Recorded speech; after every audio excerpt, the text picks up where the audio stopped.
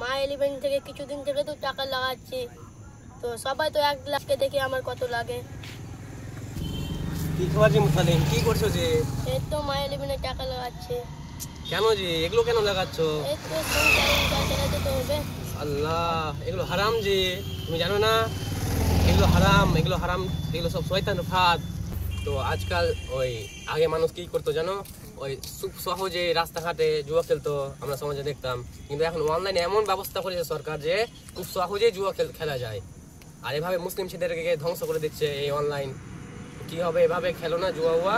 তুমি নামাজের দিকে ধ্যান দাও, ভালো কিছু পড়াশোনা করো। এখন এই জুয়া খেলার বয়স নেই, তো ভালোভাবে পড়াশোনা করবা, নামাজ পড়বা। এগুলো হারাম পথ, এগুলো করো না। হ্যাঁ, আমি তো নামাজের কথা ভুলেই গেছি। হ্যাঁ, এভাবে তুমি যে এখন অনলাইনে সব এমন মানে সব নেশা হয়ে যাচ্ছে। হ্যাঁ মুত্তালিম, এই তো 6:20 হয়ে গেল, আজানের সময় হয়ে গেল। তাড়াতাড়ি এখন নামাজ পড়বা, আল্লাহর কাছে মাপ চাইবা যে আমি এরকম ভুল করেছি। কাল থেকে নতুনভাবে সুন্দরভাবে জীবন চালু করবো, হ্যাঁ, ইসলামিক পথে। আচ্ছা, ভিডিওটি ভালো লাগলে লাইক করবেন, শেয়ার করবেন, যাতে এই ইসলামিক তথ্য সবাই জানতে পারে এবং সবার উপকারিত হয়।